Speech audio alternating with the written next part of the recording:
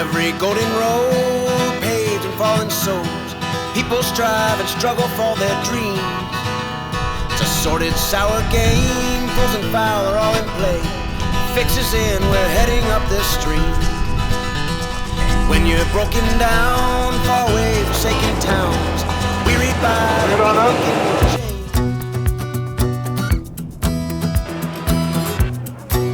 Unbelievable.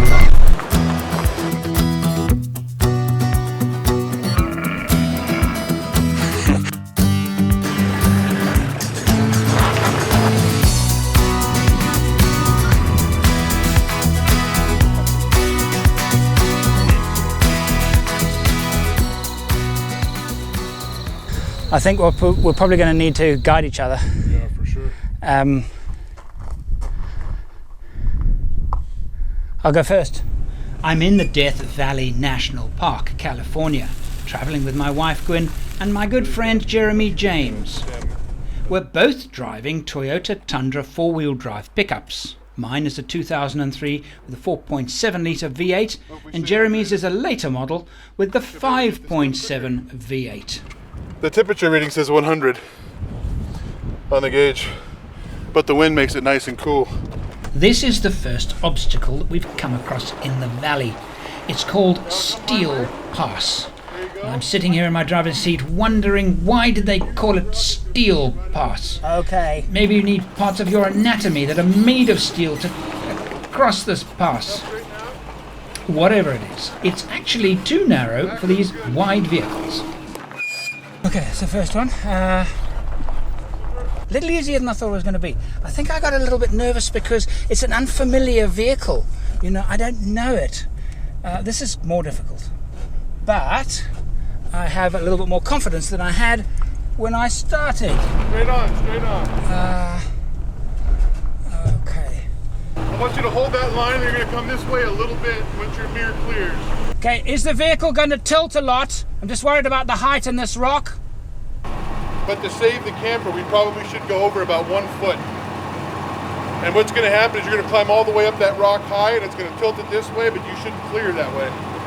So you think it'll be better if I'm further, a little bit over? Yeah, with the camper, yes. Oh, vehicle.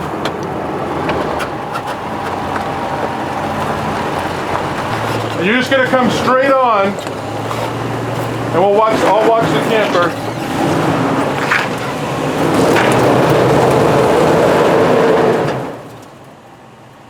That's the line you want, and I think we're going to be okay with that, if you can get up it. I can. If I use this a little bit more speed just to get over this hump, there you go. I'm going to be safe. Okay, that's what I'm going to do.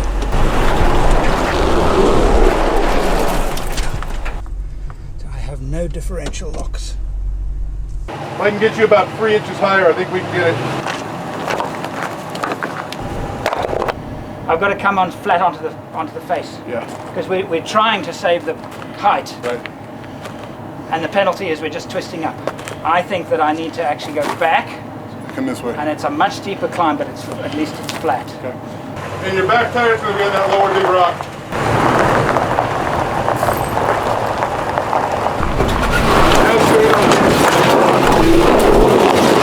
You got it.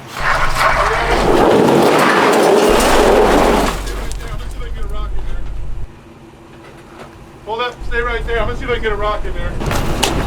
See if you can get on that. I'm so terrified of smacking this canopy on this thing because it'll damage it very badly if I do it. I really don't want to do that. They come straight at us. I'll keep an eye on the camper.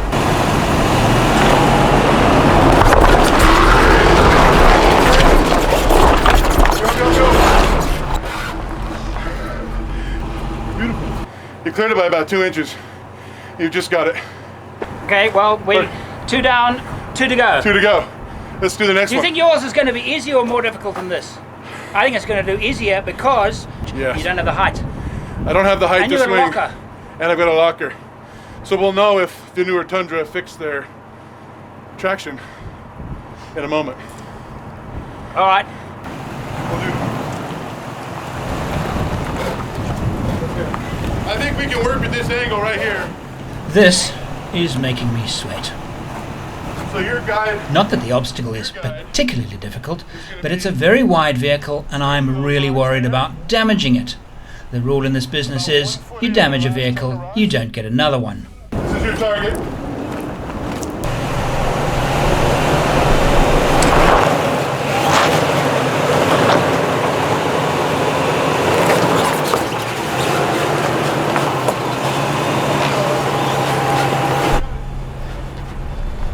That was easy. That was easy. That was an easy one. Okay, I'm going to park up here and help you. I mean, I know it's art and all that, but really. You hold that. I'm going to give you that GoPro, and you can put it in your cab. You just and if you think I'm a complete idiot and giving you the wrong directions, you're free to say so. I'll cut it out. Of course you will. Yeah. Program, yeah. But you can. I'll have my GoPro running too. That's not edited. It's a nice balmy 97. Balmy 97. Balmy 97. Yes.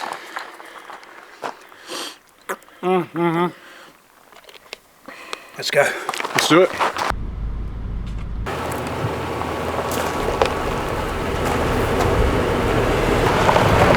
Okay, good.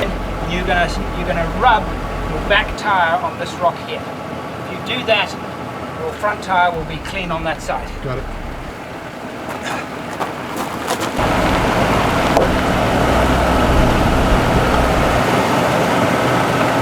Hold it as you are. Hold your steering as you are. Come forward. Perfect. Straighten it a little bit. Go back this much and come forward smoothly. Whoa, perfect. Nice and smooth.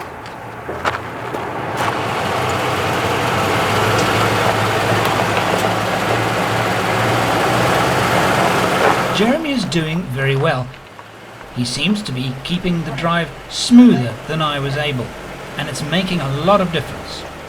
And of course, his rear differential lock is making even more difference. Beautiful. Perfect. Okay, whoa. Okay, in about this much.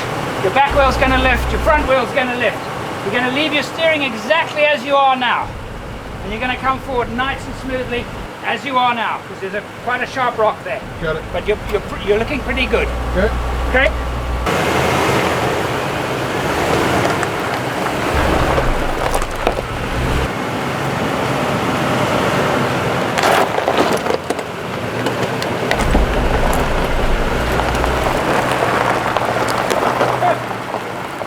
Absolutely perfect. Okay, you're going to come forward as this lifts up. You're going to go a little bit left. You're just going to, as it comes up, this one comes up the steepest, a little bit left to flatten it, and then right. Let's see what happens. This is day one of our expedition, and it's become very technical and a great way to demonstrate the vehicles. But I am concerned. There are, supposedly, more challenging passes ahead of us. Turn right. That's your line. That's where you're going to leave the steering wheel, and you're going to give it a bit of a whoomph. I'm just going to check the other side. You're good the other side. You've got plenty of clearance. Okay, nice and smooth. Whoomph. Go. There you go. You did it. Brilliant. Need some water? I'd love some water. All right. So how was that? Hold that. Hey? That was fantastic. That was bloody good fun, eh? That was great direction. That was good fun, that was. You were literally, from your bodywork on that side, I'm not kidding. And then went like this, and it just moved, and I just suddenly saw light in that gap. Well, the art is not letting me know that. I know. As Bill Burke would say, stop looking at your car, look at me. Yes. Yes. Just. Hey! Look at me! Oh, here you go, Poopsie, have some water. So, it's been a long day. There were no indications on the map on how long each of the routes would actually take, and it's been slower than we thought, and we were trying to make some hot springs. And there was a campsite there, apparently there are showers, but I don't think we're going to make it there tonight. We might continue a little bit longer, or we might camp in this unspeakably beautiful valley.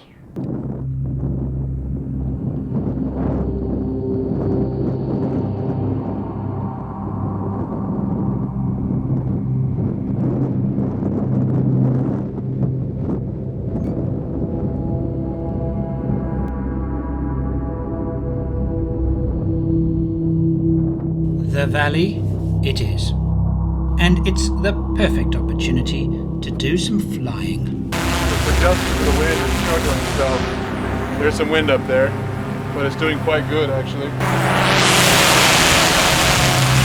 The drone is a DJI Inspire. I'm very interested in this type of videography, so Jeremy is going to give me a taste of what's possible. Very cool.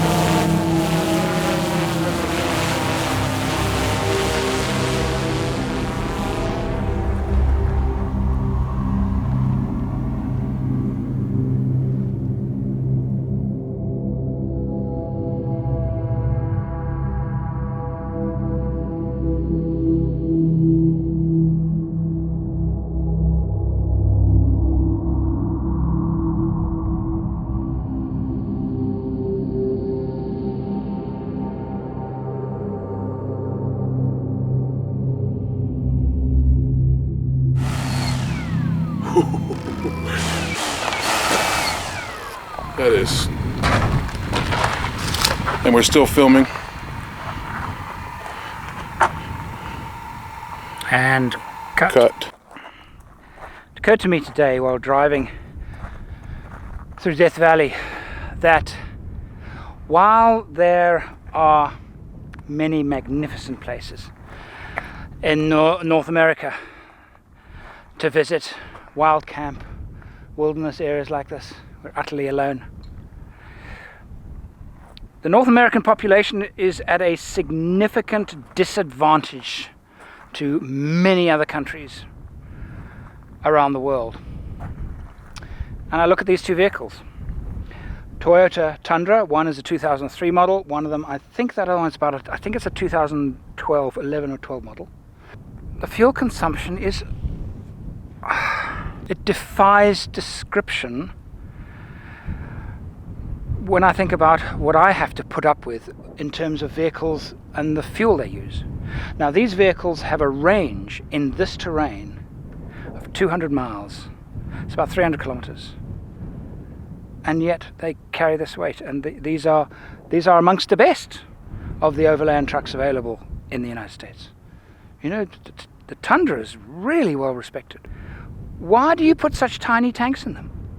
And the consumption is ruinous. It really is something to behold. We've done 50 miles since fill up. I'm under 3/4 of a tank. You guys have it rough. No diesels, very few diesels, all big petrol engines. You have my sympathy.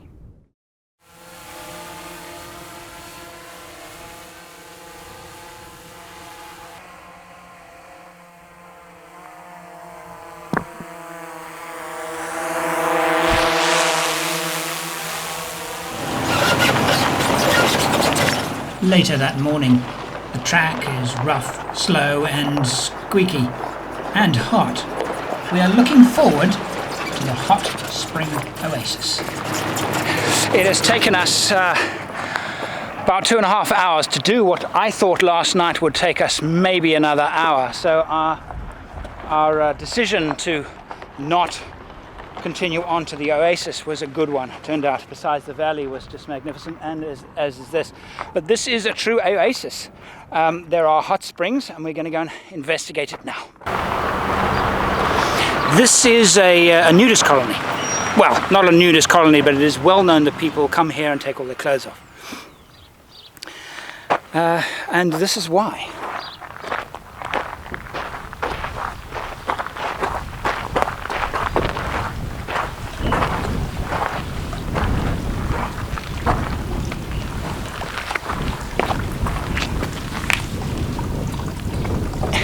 This water's warm.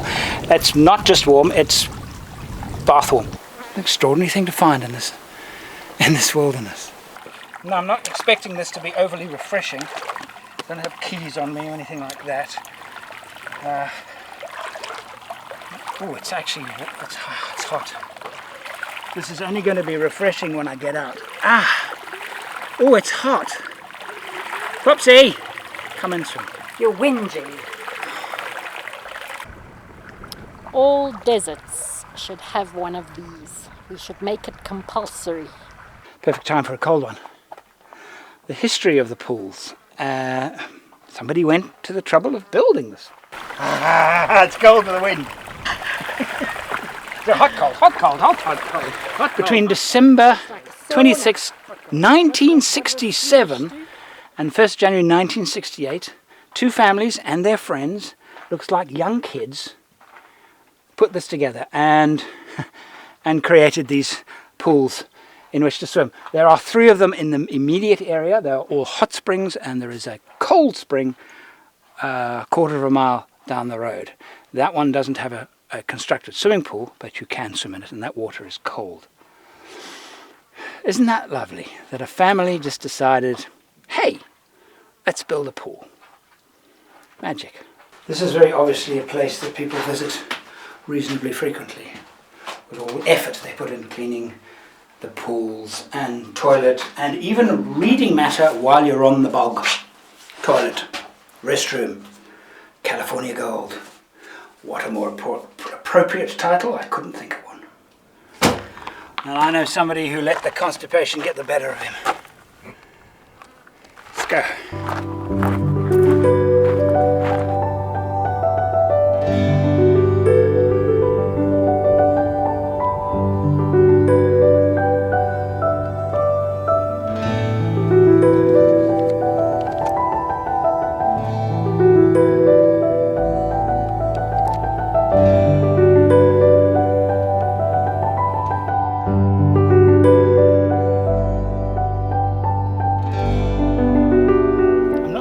Are. They look like they might have carried electric cables, some kind of conveyor. There are 4 of them going up the valley, but they've obviously been here for a long time, and I think the ambience must be here, must be 45 degrees now. They are in fact relics of a salt tram, a system of conveyors taking salt from the Saline Valley up over the high hills. Operated by the Saline Valley Salt Works, it was abandoned in 1930.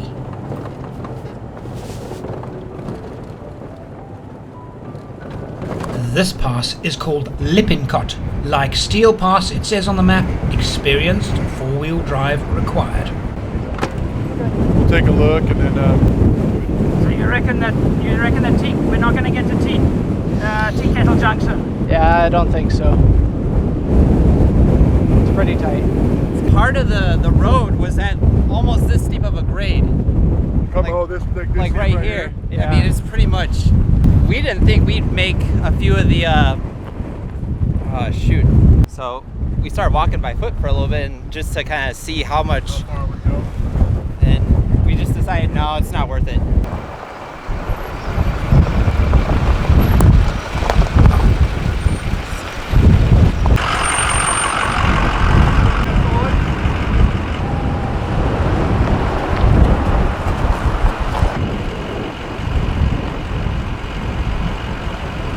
Two guys driving enormous pickup trucks. The one at the back was a Dodge double cab long bed. I mean, I don't think I'm exaggerating when I'm saying 8 meters long. Vehicle in the front, there was no tread on the tires. Actually, Jeremy pointed this out. He thinks that these guys are complete rookies and that they're not equipped for this kind of driving. So perhaps when they said, they couldn't get through, you can't get through, they were wrong. But we won't know until we get there. The choice is to go back down in the valley and camp in that howling gale, or push forward. And the place we're going to tonight is called Tea Kettle Junction. I have a funny feeling it's more American eccentricity, but that's what we're going to try and make there tonight. Hopefully the pass is not too tough. I have no idea if they went this far, whether they turned around, So I don't know if it's worse ahead, but it's certainly steep.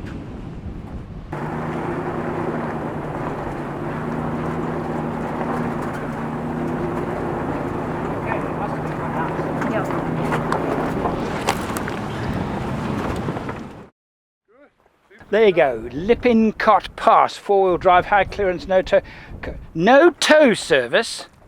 That's a little bit obvious. That was, in terms of sheer drop,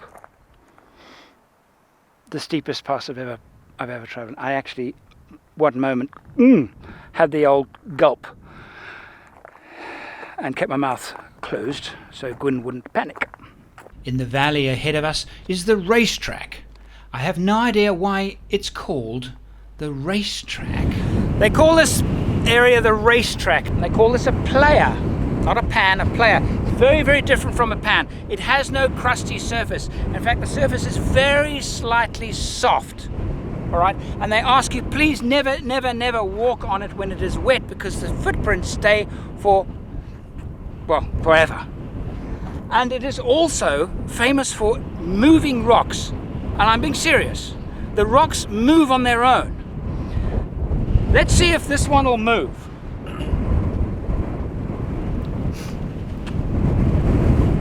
Go on then. Show us your stuff. Okay, it's not moving. We could wait longer. I'm not kidding actually. They say that they see tracks across the surface and then a rock. The rock has obviously moved. So why would a rock move on its own? And the scientists are not sure, because it's never actually been witnessed. But they speculate that the area, that the surface becomes so slippery, and of course the wind blows here incessantly, that the wind can literally push a 200-pound rock across the surface. Wouldn't that be amazing to watch? We could stay longer, but I don't think we will.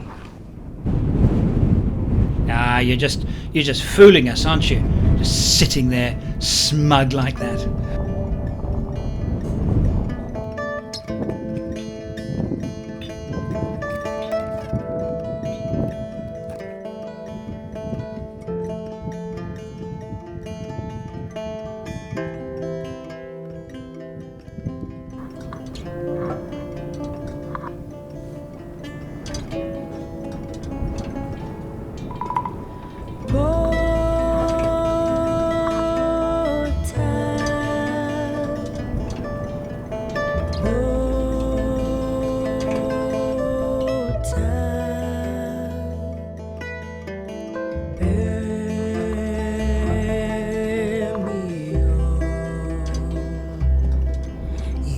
One, 2, 3, 4, 5, 6, 7, 8, 9, 10, 11, 12, 13, 14, 50, 51, 52, 53, 54, 55. Andrew, where's the lens cap?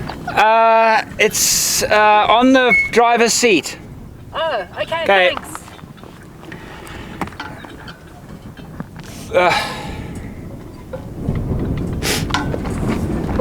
1, 2, 3, 4, 5, 6, 7, 8, 9, 10, 11. Yeah, here we go again. Oh dear. Stupid bloody rock. Did you enjoy that? Then please subscribe.